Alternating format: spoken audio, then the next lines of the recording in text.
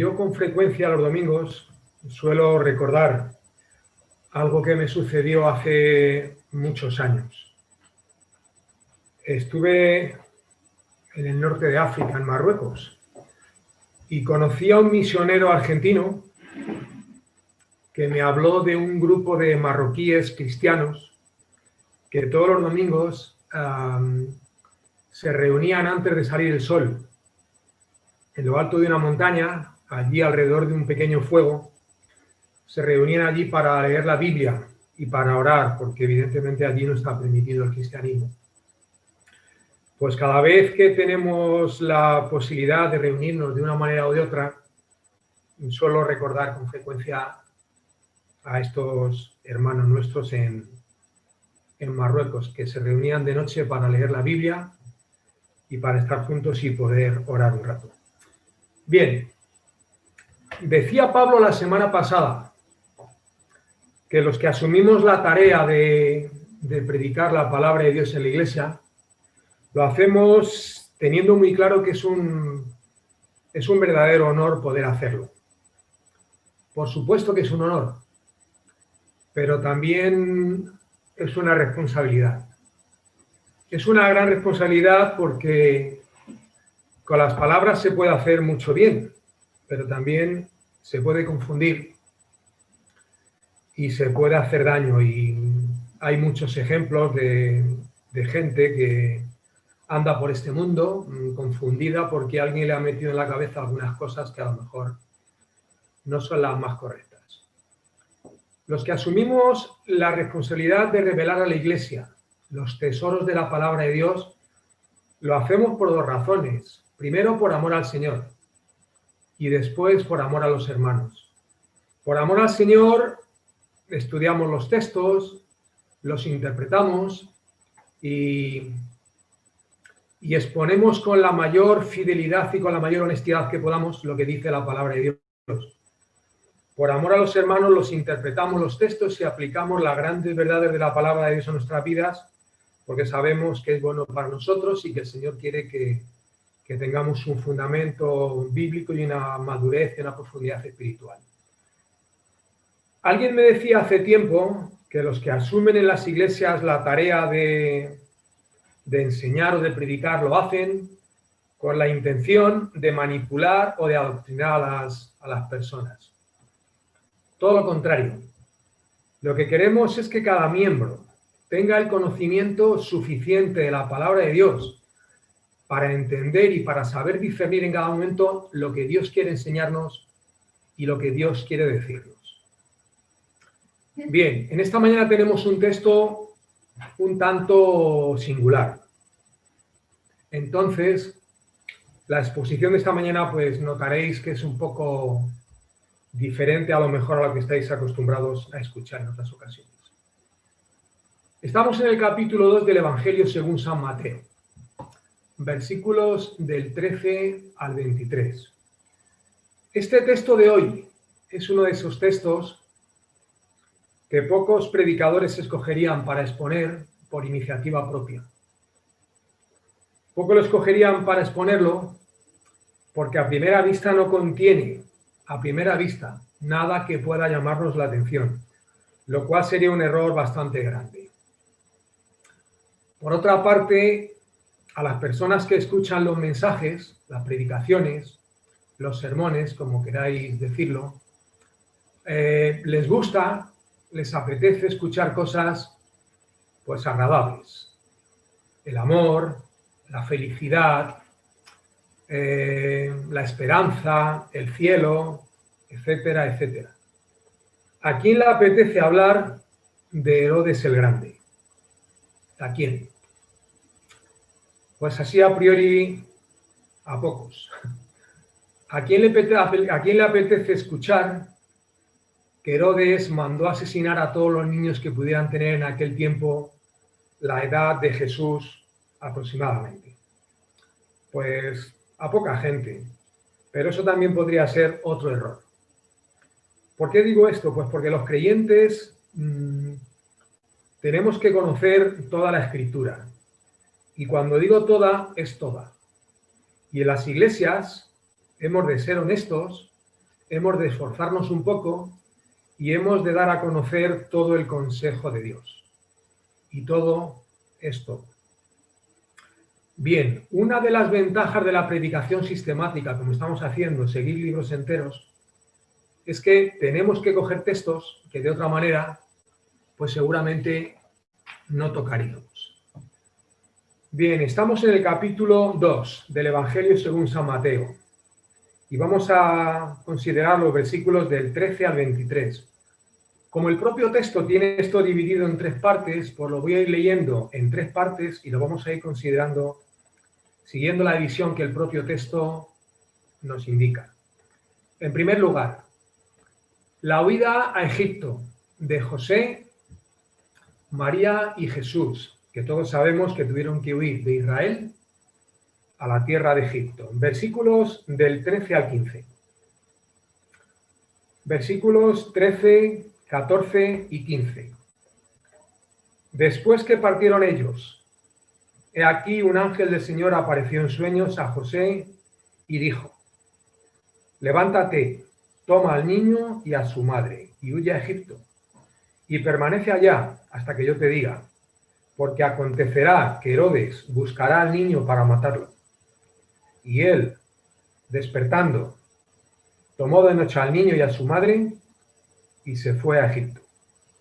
Y estuvo allá hasta la muerte de Herodes, para que se cumpliese lo que dijo el Señor por medio del profeta cuando dijo: de Egipto llamé a mi hijo.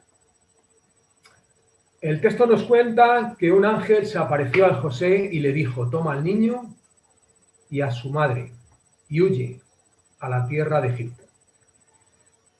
Todos sabemos que tanto el Antiguo Testamento como el Nuevo Testamento hay varios pasajes, muchos pasajes en los que aparecen ángeles. Tanto aparecen los ángeles en la palabra de Dios, que en las teologías sistemáticas, en todas, absolutamente en todas, hay una parte muy importante que se dedica al estudio de los ángeles, concretamente lo que llaman angelología. Pues bien, la angelología es bastante interesante y enseña algunos asuntos, algunas cosas que deberíamos estudiar para entender mejor algunos pasajes de la Biblia. La Biblia nos enseña que hay varios tipos de ángeles, todos lo sabemos. Concretamente nos enseña que hay querubines, que hay serafines, que hay ángeles como yo y también que hay arcángeles. Y sabemos también que existen ángeles de Dios y ángeles caídos, que son los demonios. Entre los ángeles caídos tenemos a alguien que desde el principio siempre estuvo intentando destruir el plan de salvación de Dios. Dios diseñó un plan muy concreto y perfecto para salvarnos, para redimirnos. Pues este alguien desde el principio estuvo intentando por todos los medios cargarse, destruir el plan de salvación que había diseñado el Señor nuestro Dios. Y debe ser alguien a tener en cuenta cuando 7 de los 39 libros del Antiguo Testamento le mencionan. 7 le mencionan de manera directa, algunos otros de forma indirecta. Debe ser alguien a tener en cuenta cuando todos los autores del Nuevo Testamento le mencionan en sus escritos. Y ya sabéis de quién hablo. Alguien que estuvo en el huerto del Edén, engañando a Eva y acusando a Adán, y que igualmente, de la misma manera, de la misma forma, estaba en la cólera, en la ira de Herodes, cuando se vio burlado por los magos e intentó matar a nuestro Salvador y Redentor. Yo no voy a hablar abiertamente de él en un culto de un domingo, ya sabéis de quién estoy hablando. El domingo es el día en el que la Iglesia se reúne para adorar a su Señor, a su Rey.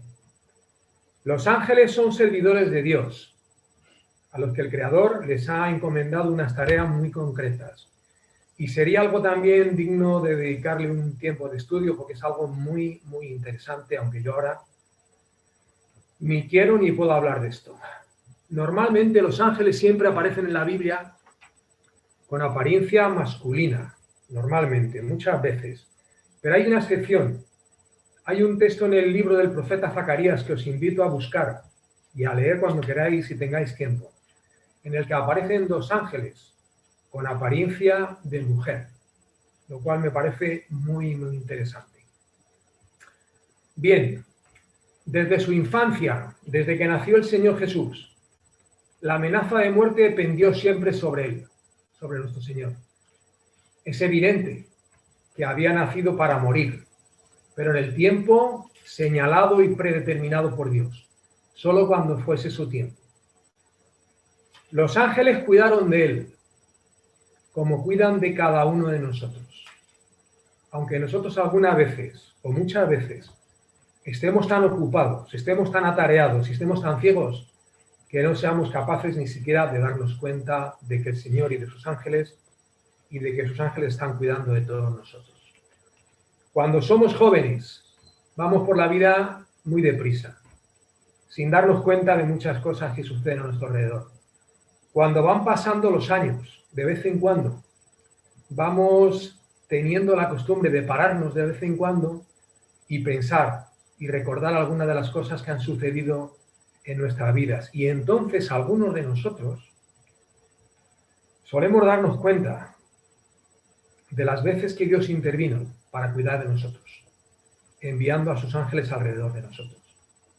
Y te das cuenta que de la misma manera que Dios actuó, que Dios intervino para salvar la vida de Cristo, de la misma manera intervino más de una vez, muchas veces, para salvar tu vida y la mía. Yo podría en esta mañana contar 4 o 5 ocasiones muy claras y muy concretas que con el paso de los años, con el paso del tiempo, me he dado cuenta de que no me sucedió nada porque el Señor y sus ángeles estaban cerca de mí, cuidando de mí y de los míos. Y podría poner un ejemplo muy concreto. Mirad, toda mi vida he trabajado como impresor. Era mi profesión y además me gustaba imprimir papel.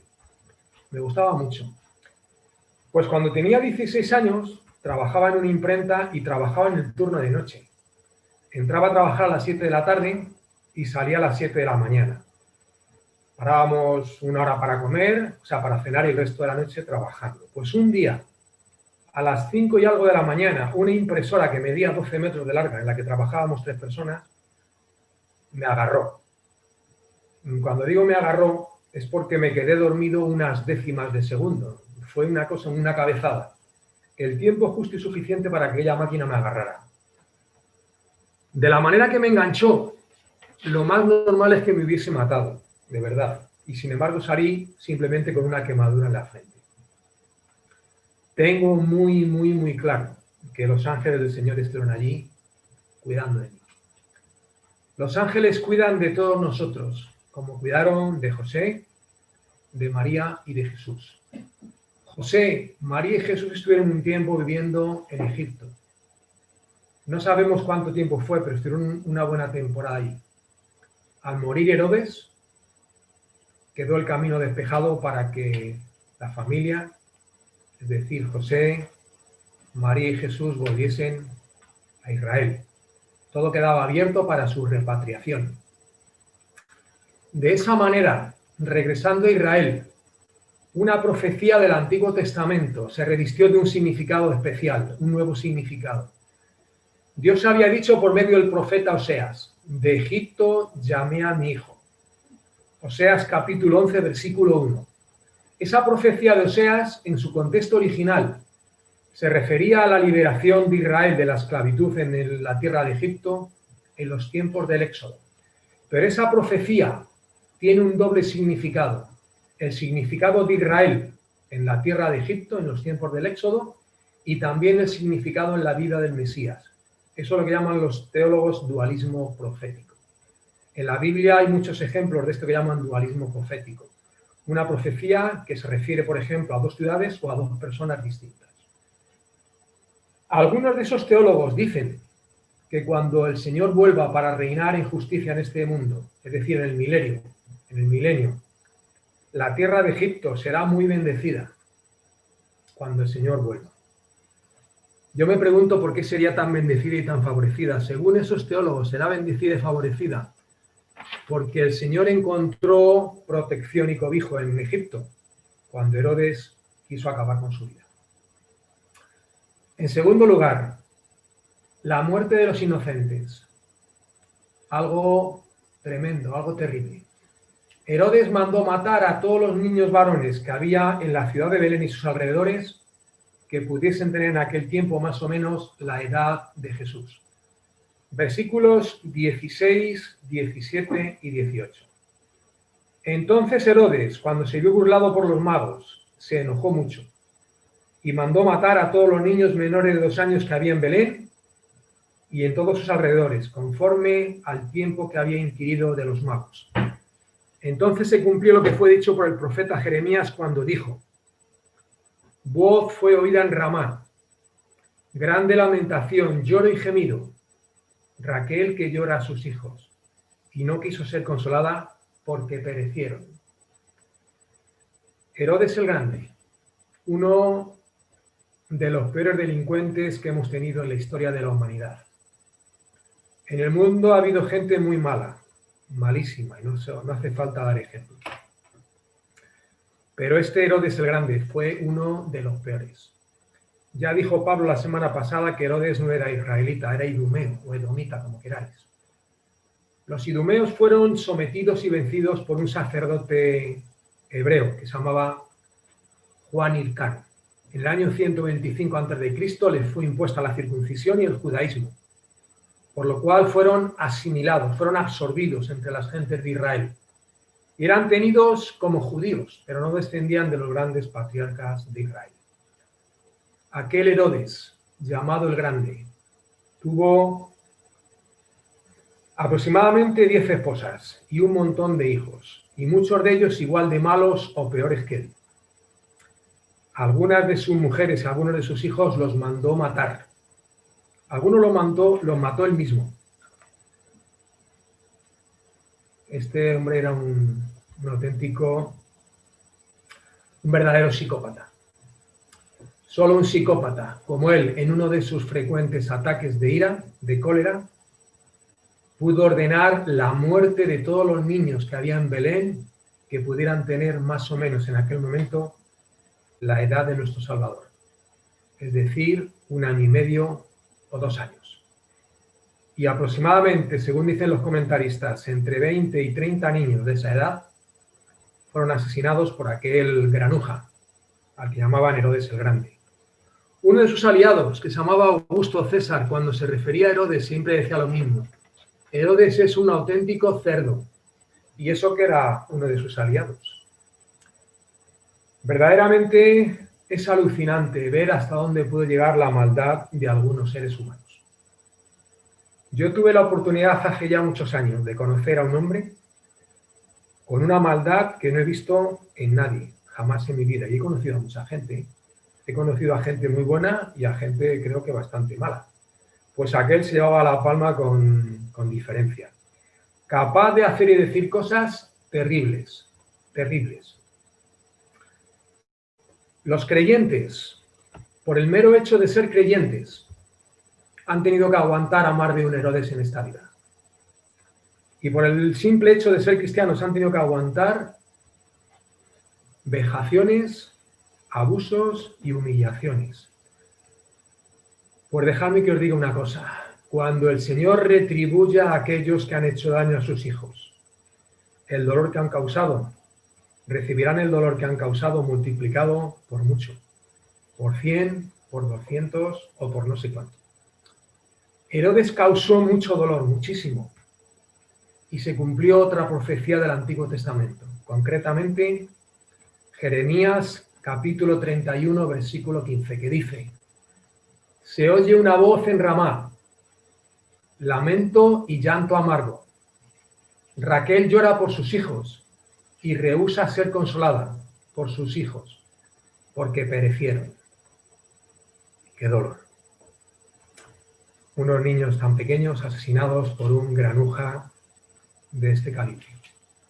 Raquel representa a la nación de Israel. El dolor de una nación entera se atribuye a Raquel, que fue sepultada en Ramá, muy cerca de Belén, donde tuvo la matanza de todos aquellos niños. En último lugar, el regreso a Israel y el establecimiento de José, María y Jesús en la ciudad de Nazaret. Volvieron a Israel y se quedaron a vivir en Nazaret. Versículos del 19 al 23. Lo leemos. Pero después de muerto Herodes, he aquí un ángel del Señor apareció en sueños a José en Egipto, diciendo: levántate, toma al niño y a su madre, y vete a tierra de Israel, porque han muerto los que procuraban la muerte del niño. Entonces él se levantó y tomó al niño y a su madre, y vino a tierra de Israel. Pero oyendo que Arquelao reinaba en Judea en lugar de Herodes su padre, tuvo temor de ir allá. Pero avisado por revelación en sueños, se fue a la región de Galilea. Y vino y habitó en la ciudad que se llama Nazaret, para que se cumpliese lo que fue dicho por los profetas, que habría de ser llamado Nazareno. Mirad, en los versículos 20 y 21 aparece repetida de manera idéntica una frase que quiero subrayar. Me vais a permitir que a esto le dedique un poco de tiempo, y lo hago con prudencia y con toda la humildad de la que pueda ser capaz de hablar en este momento. La frase que quiero subrayar es una frase que aparece en el versículo 20 y en el versículo 21, de manera idéntica. La frase es tierra de Israel. Tierra de Israel. Mirad, hay una costumbre entre el pueblo evangélico bastante extendida que yo nunca voy a entender. Ahora, modestamente, pues no tiene que aceptar aquello que a alguna vez no le gusta mucho. Y es llamar Palestina a la tierra de Israel. Haciendo un esfuerzo, yo puedo entender que se llame Palestina a aquella tierra en otros momentos de la historia, pero me niego a llamar Palestina a aquella tierra en los tiempos del Señor. Porque el Señor, nuestro Salvador, nació, vivió, se crió, predicó, enseñó, murió, resucitó y ascendió a los cielos en la bendita tierra de Israel. Entonces la pregunta que me hago algunas veces, ¿de dónde sale esto de Palestina? ¿De dónde aparece la palabra Palestina? ¿Cuándo apareció?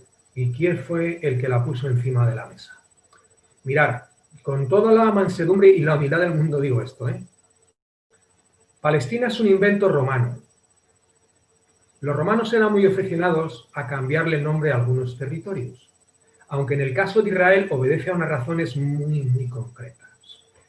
Los romanos estaban hartos de aguantar las escaramuzas, las rebeliones y los problemas que le daba el pueblo de Israel. Entonces un buen día alguien se sentó y dijo: vamos a darles donde más les duela.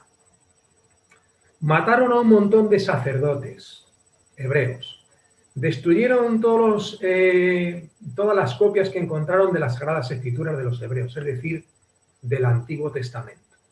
Destruyeron y pisotearon todo lo que pudieron. Y no contentos con eso, dijeron: vamos a darles donde más daño les podamos hacer. Vamos a cambiarle el nombre a esta tierra. ¿Y qué nombre le vamos a poner? Vamos a echar mano de la reciente historia de Israel. ¿Quiénes han sido históricamente los peores enemigos de Israel? Los filisteos. Pues bien, a esta tierra la vamos a llamar Filistea, Palestina, que es lo mismo. La tierra de los filisteos. Que por cierto, los filisteos llegaron allí desde Grecia, desde el sur de Grecia. Y filisteo significa el hombre del mar. Esa es la razón por la que mucha gente le llama a aquella tierra Palestina. Decidieron cambiar el nombre de Israel por el de Palestina y cambiar el nombre de Jerusalén por el de Aelia Capitolina. Semejante disparate y semejante barbaridad y semejante felonía. Aelia Capitolina por aquello de la tríada de dioses del Capitolio. Semejante barbaridad. Lo peor de todo es que quien le cambió el nombre a aquella tierra fue un paisano nuestro. Fue un español. Fue un emperador romano que se llamaba Adriano. Si la memoria no me falla, y con estas cosas no me suele fallar, me falla con otras cosas, no me acuerdo de lo que hice ayer, pero con cosas que tienen que ver con la palabra de Dios y con el pueblo de Dios, normalmente no me falla. Si la memoria no me falla, el Imperio Romano tuvo 2 emperadores nacidos en nuestra tierra, en España. Uno fue Trajano, nacido en Hispalis, en la actual Sevilla.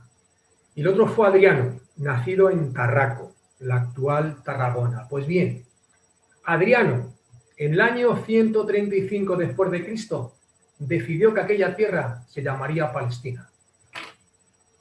Y algunos de nuestros hermanos, pues, siguen las indicaciones de Adriano al pie de la letra.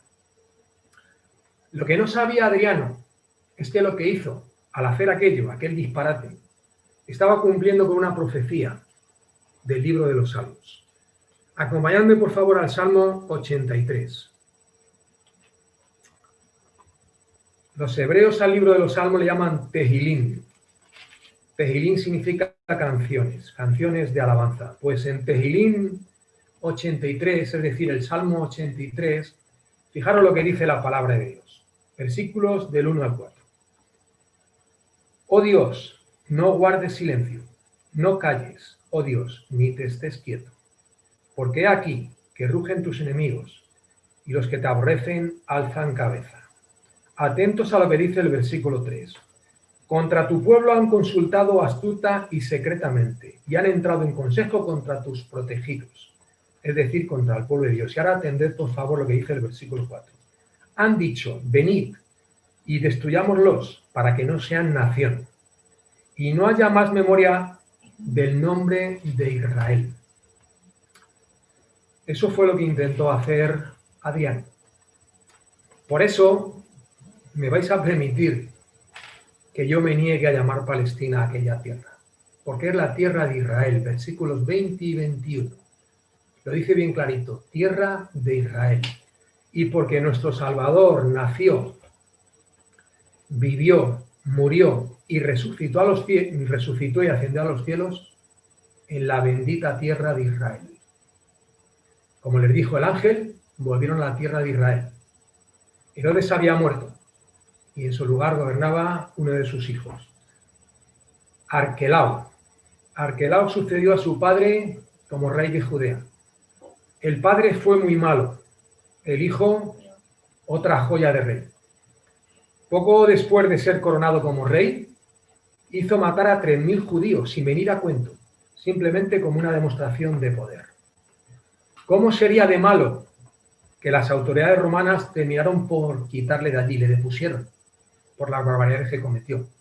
Fue desterrado a las Galias y allí murió. Por eso, José llevó a su mujer y a su hijo a Galilea, al norte de Israel, concretamente a la ciudad de Nazaret.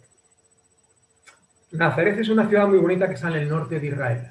Allí creció y allí vivió el Señor hasta la edad de 30 años, que empezó su ministerio público. Y por cuarta vez en el capítulo 2, Mateo nos recuerda que se estaba cumpliendo una profecía. En este caso no menciona el nombre de ningún profeta. Lo comenta en plural, habla de profetas. Dice, los profetas habían dicho que el Mesías había de ser llamado Nazareno. Nazareno se empleaba de manera despectiva para describir a cualquiera que procediese de aquel lugar. Una población despreciada y menospreciada por las gentes de Israel. Yo he tenido la suerte de estar allí alguna que otra vez. Y es un lugar que me gusta mucho. Me gusta mucho la gente de aquel lugar y me gusta el lugar en sí. Me gusta muchísimo. La población de Nazaret es mayoritariamente árabe. Y mayoritariamente, cosa curiosa, los árabes de Nazaret son cristianos. Cristianos ortodoxos, cristianos católicos y cristianos protestantes, pero cristianos. Son árabes, pero curiosamente no son musulmanes. Y hay que ver cómo celebran la Semana Santa y cómo cantan al Señor aquellos cristianos de Nazaret. He pensado en esto más de una vez y me imagino que el hecho de tener a Cristo tantos años viviendo en aquel lugar debió de servir para dejar un testimonio y una huella que el tiempo no ha sido capaz de borrar. No ha podido borrarlo el tiempo. El versículo 23 dice que sería llamado Nazareno. Esto significa que sería tratado con desprecio. Y todos sabemos que así fue. Despreciado y desechado entre los hombres, varón de dolores y todo lo demás que dice Isaías 53. Bien, Mateo capítulo 2, versículos del 13 al 23. 3 partes. La huida a Egipto, la matanza de los niños inocentes y el regreso a la tierra de Israel. A la tierra de Israel. ¿Cuál sería el tema central de este texto?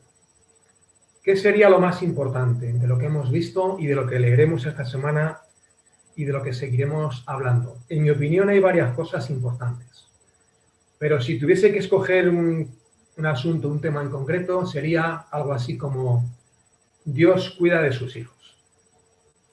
Jesús tenía una misión que cumplir y Dios cuidó de él. Nadie pudo impedir que que Jesús cumpliera la misión que Dios le había encomendado.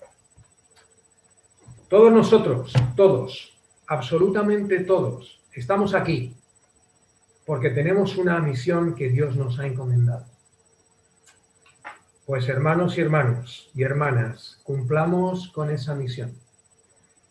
Mientras que estamos cumpliendo esa misión, será difícil que alguien pueda impedir que hagamos lo que Dios nos ha dicho que tenemos que hacer. Seamos leales y diligentes para que al final de nuestros días podamos decir aquello que escribió el apóstol Pablo en su última carta antes de ser asesinado. Segunda de Timoteo, capítulo 4, versículos 7 y 8. Os dejo un momento para que lo busquéis antes de leerlo. Y con esto terminaremos.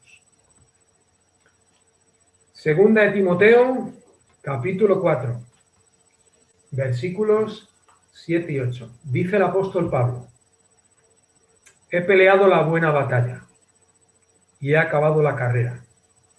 He guardado la fe.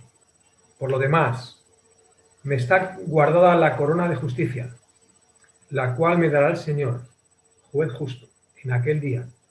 Y no solo a mí, sino también a todos los que aman su venida. ¿Tú podrías decir esto?